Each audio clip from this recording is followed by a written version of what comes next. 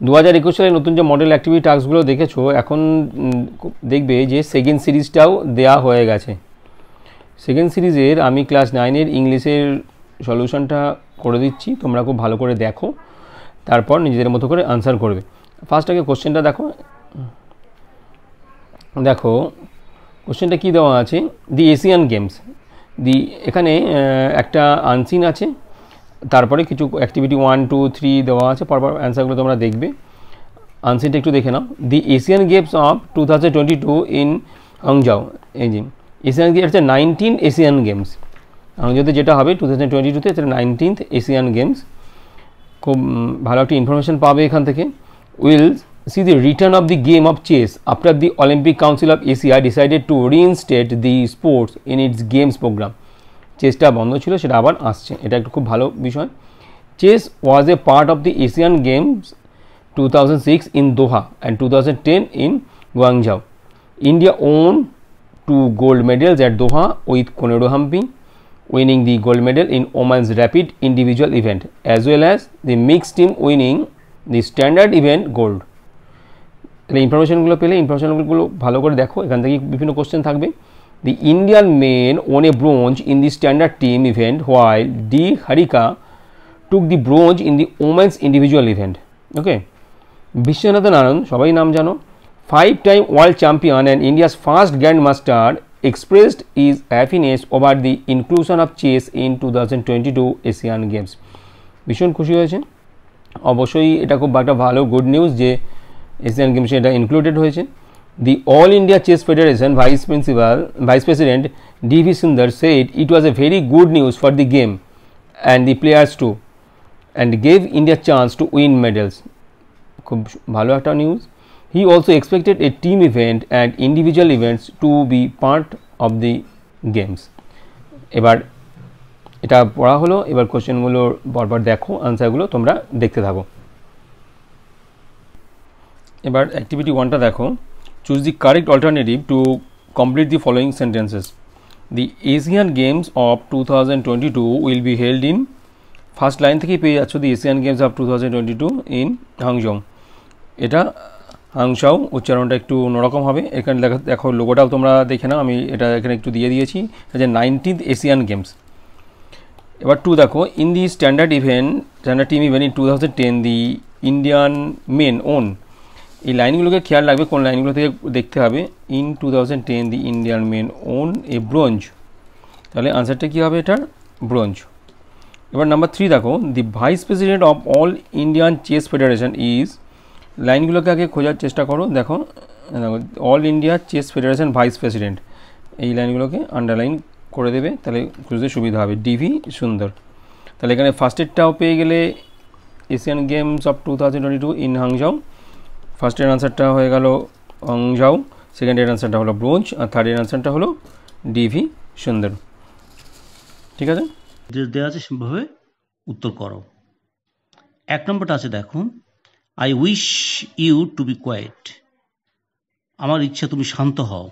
এটা complex sentence করতে বলেছে। কমপ্লেক্স সেন্টেন্স করতে গেলে আমরা জানি দুটো ক্লজ করতে হয়।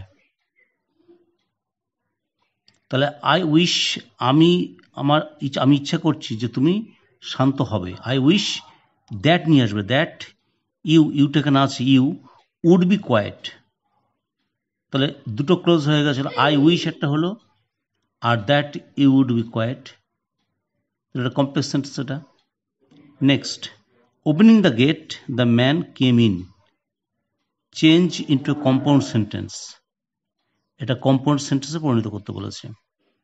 এখানে subject the man open the gate, লোকটি মানে গেটটা খুললো, অ্যান্ড কেম ইন, অ্যান্ড ভিতরে আসলো। কম্পাউন্ড সেন্টেন্সে কী যুক্ত হয়, সাধারণত অ্যান্ড দিয়ে বার্ড দিয়ে যুক্ত হয়। তাহলে লোকটি গেটটা খুললো এবং ভিতরে আসলো।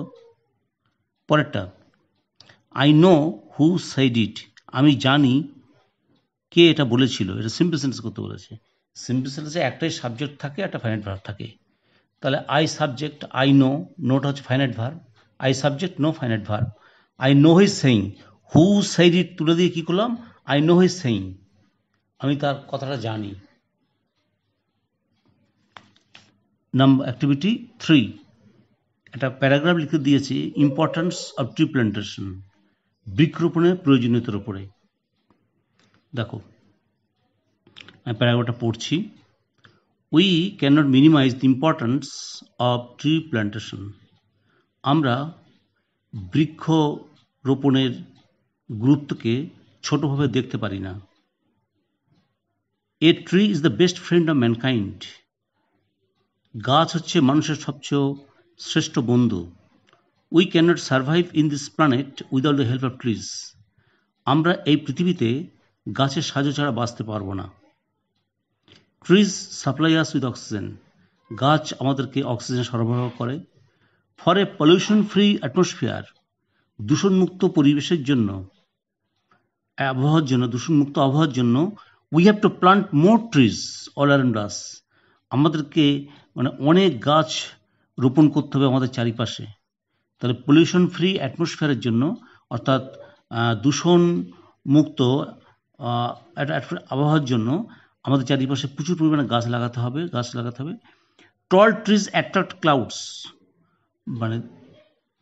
বড় গাছ মেঘকে আকর্ষণ করে, অ্যান্ড ব্রিং রেইন, বৃষ্টিপাত ঘটায়। Felling trees has a relationship with occurrence of natural calamities. গাছ কাটা সঙ্গে একটা প্রাকৃতিক দুর্যোগের একটা ঘনিষ্ঠ সম্পর্ক আছে। এই যে গাছ কাটার ফলে আর কিছু নেই, প্রায় যে ন্যাচারাল ক্যালামিটিস, যেরকম যে ঝড়, এরকম বন্যা, এগুলো যে হচ্ছে, এগুলো গাছ কাটার ফলেই হচ্ছে। Felling trees has a relationship, অর্থাৎ বৃক্ষচ্ছেদন বা গাছ কেটে ফেলার সঙ্গে সম্পর্ক আছে উইথ রেকারেন্স মানে বারবার ঘটছে অফ ন্যাচারাল ক্যালামিটিস।